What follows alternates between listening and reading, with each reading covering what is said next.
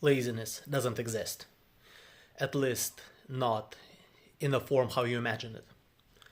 When we think about someone who is lazy, we don't imagine someone who is just laying in a bed looking at a ceiling. We generally think of someone who plays video games, scrolls on TikTok, watches TV, etc., etc. But if you think about that, that person is actually doing something. And the biggest difference is 3 hours spent on watching TV and 3 hours spent on doing something productive are essentially the same. But, what's the difference? The laziest and the most common answer is just use willpower, bro. Willpower is great, but willpower is limited. And there are way more moving parts when it comes to being productive. Because think about the following.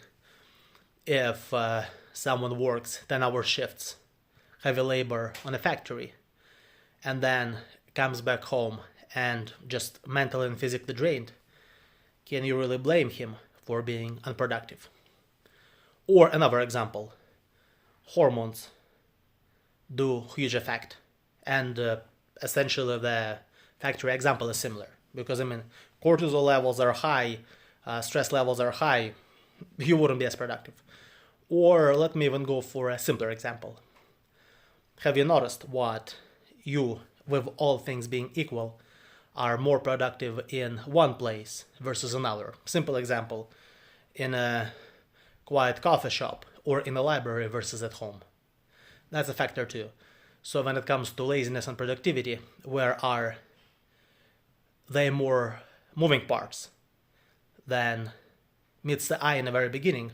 And the main thing about being productive and creating something is actually creating the environment and setting you up for success. Not just brute forcing your way through it, because if you try to brute force your way through it, it will work temporarily when you will burn out. And if you would like some help on setting you up for success when it comes to building the life you want, book a free 30-minute clarity call, and I will see what I can do for you. And don't forget to subscribe.